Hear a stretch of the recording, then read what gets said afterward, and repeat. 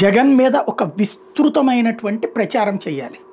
వాస్తవంగా 2019 ఎన్నికల్లో తెలుగుదేశం ఓటమికి కారణాలను అన్వేషించినప్పుడు వాళ్ళు సంప్రదాయంగా 83 నుంచి కూడా పత్రికలు, టీవీల మీద డిపెండ్ అయ్యారు.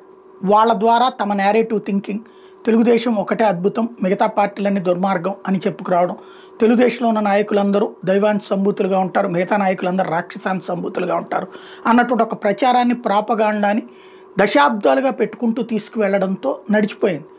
అయినా సరే ప్రజలు దాన్ని పూర్తిగా నమ్ముతారంటే నమ్మరు. దానికి సాక్ష్యం 89లో కాంగ్రెస్ అధికారంలో రావడం, 2004-9లో అధికారంలోకి రావడం, మన 19లో వైఎస్ఆర్ కాంగ్రెస్ పార్టీ అధికారంలోకి రావడం.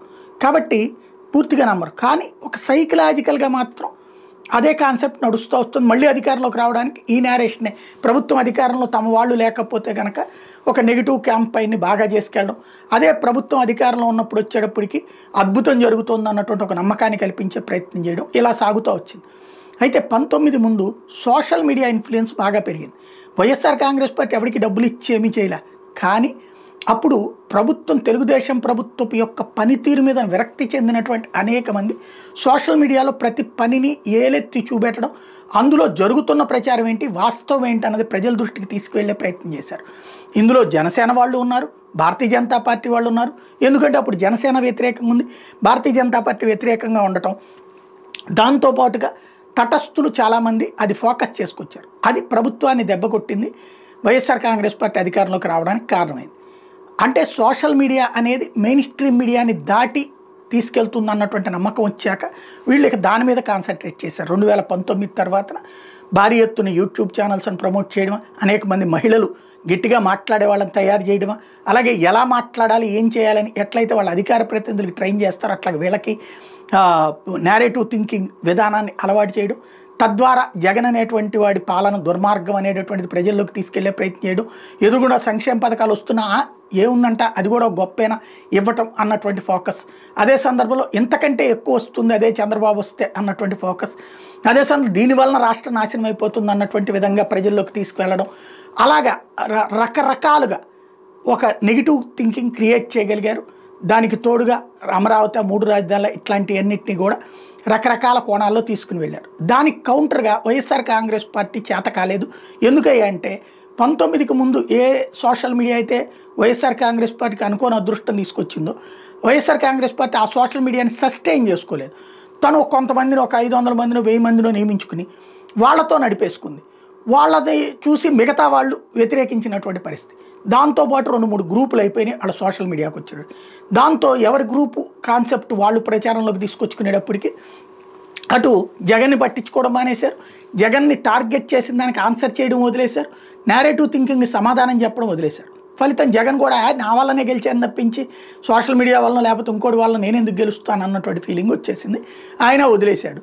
దాని ఇంపాక్ట్ వచ్చేటప్పటికి నేరేటివ్ థింకింగ్ అంటే పత్రికలు, టీవీలు, సోషల్ మీడియా అన్ని వైపుల నుంచి అటాకింగ్, దానికి తోడుగా తెలుగుదేశం, జనసేన, భారతీయ జనతా పార్టీ జట్టు కట్టడం, కమ్యూనిస్టులు, కాంగ్రెస్ పరోక్షంగా జట్టు కట్టడం, ఇన్ని కలగలిసేటప్పటికి జగన్ ఓటమి పాలయ్యాడు. ఇప్పుడు జగన్ మళ్ళీ అధికారంలోకి రాకుండా ఉండటం కోసం ఓ పక్కన ఎప్పుడైతే క్రైసిస్ సిచ్యుయేషన్ వస్తుందో అప్పుడు షర్మిల మాట్లాడుతుంది, లేకపోతే సునీత మాట్లాడుతుంది. అదే సందర్భంలో కమ్యూనిస్టులు వచ్చేటప్పటికి పూర్తిగా ఓ పక్కన జగన్ గురించి అప్పుడప్పుడు ఒక ముక్క పాజిటివ్గా మాట్లాడంటే ప్రభుత్వాన్ని గురించి ఒక మొక్క నెగిటివ్గా మాట్లాడినట్టుండి మిగతా టైం అంతా పాజిటివ్గానే చెప్పుకుని వస్తారు. అదే సందర్భంలో ఏదో ప్రతిపక్ష పాత్ర పోషిస్తున్నట్టుగా నటించేటటువంటి విధంగా ఉంటుంది ఆయా నాయకులకు సంబంధించినటువంటి తీరు. అంటే పరోక్షంగా కమ్యూనిస్టులు, కాంగ్రెస్ పార్టీ ఈ కూటమికి పొత్తులో ఉన్నట్టే. అదే సందర్భంలో భారతీయ జనతా పార్టీ కూటమిలో ఉంది కాబట్టి, జనసేన కూటమిలో ఉంది కాబట్టి ప్రభుత్వాన్ని సమర్థిస్తూ ఉంటుంది. ఇటు వైఎస్ఆర్ కాంగ్రెస్ పార్టీకి వ్యతిరేకంగానే ఉంటాయి వాళ్ళు, వాళ్ళ నేరేటివ్ థింకింగ్ కూడా. ఎట్ ద సేమ్ టైం ఇప్పుడు కొత్తగా నెక్స్ట్ జగన్ మళ్ళీ అధికారంలోకి రాకుండా ఉండాలంటే ఒకటి హిందుత్వ సెంటిమెంట్ బేసిస్ మీద జగన్ రాకూడదు, తద్వారా అదిగో హిందుత్వంలో అక్కడ తేడా చేస్తున్నాడు, జగన్ ఇక్కడ తేడా చేస్తున్నాడు అన్నటువంటిది ఒక ఇష్యూ, చిన్న ఇష్యూస్ అయినా నడుస్తుంది. అదే సందర్భంలో వీళ్ళు ఏదన్నా రైట్ చేస్తే కనుక వాళ్ళెట్ట రైట్ చేస్తారన్నటువంటి పాయింట్ని జనం ముందుకు తీసుకొచ్చేటటువంటి ప్రయత్నం చేస్తారు. ఇది ఒక ఆస్పెక్ట్ నడుస్తుంది. నెంబర్ 2 వచ్చేటప్పటికి జగన్ ఉంటే రాష్ట్ర నాశనం అయిపోతుందంటూ ఏబి వెంకటేశ్వరరావు గారితో పాటుగా మరికొంతమంది ఐఏఎస్లు, ఐపీఎస్లు జట్టు కడతారు, మాజీలు, వాళ్ళందరూ కలిసేసి పబ్లిక్లోకి, తటస్థుల్లోకి ఈ ఫీలింగ్ని క్రియేట్ చేసేటటువంటి ప్రయత్నం చేస్తారు. తద్వారా ఏదైతే సంక్షేమ పథకాల గురించిన చర్చ కావచ్చు, లేదంటే ఇతర అభివృద్ధికి సంబంధించినటువంటి చర్చ కావచ్చు, మళ్ళీ అభివృద్ధి కేంద్రీకృత అభివృద్ధి సాగుతోందన్నటువంటి విషయం మీద చర్చ కావచ్చు. ఇట్లాంటివి ఏమీ రాకుండా చూసేటటువంటి ప్రయత్నం చేస్తారు. రాష్ట్రం మళ్ళీ బాగుపడాలంటే, ఒక హైదరాబాద్ తయారైపోవాలంటే, ఒక చెన్నై తయారైపోవాలంటే, ఒక బెంగళూరు తయారైపోవాలంటే అది బాబు వల్లే సాధ్యం. 5 ఏళ్లలో చాలదు, 20 ఏళ్ళు కావాలి అన్నటువంటి విధానాన్ని పవన్ కళ్యాణ్తో పాటుగా వీళ్ళందరూ తీసుకుని వస్తారు. తద్వారా రాబోయేటటువంటి రోజుల్లో జగన్ని మళ్ళీ గద్దెని ఎక్కనివ్వకుండా ఉండటానికి ఒక వ్యూహాత్మక స్కెచ్ వేస్తున్నారు.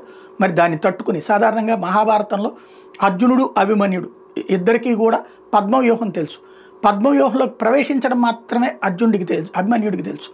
పద్మవ్యూహంలోకి ప్రవేశించడం, బయటికి రావడం కూడా అర్జునుడికి తెలుసు. అభిమన్యుడు పద్మవ్యూహంలోకి వెళ్ళిన తర్వాత తన పద్మవ్యూహం నుంచి బయటకు వచ్చేటటువంటి శక్తి తెలిసినటువంటి ధర్మరాజు వీళ్ళందరూ తోడొస్తారనుకుని వెళ్ళాడు. తెరా చూస్తే అక్కడ ఒక సైంధవుడు అడ్డుపడి లోపలికి వెళ్ళి ఎవరిని రానియకుండా చేయడంతో అభిమన్యుడు అక్కడ చిక్కుకుపడి ప్రాణాలు కోల్పోయాడు. ఇప్పుడు అట్లాగే జగన్ని అభిమన్యుడిని చేయడానికి సైంధవులు మధ్యలోకి వస్తున్నటువంటి పరిస్థితి.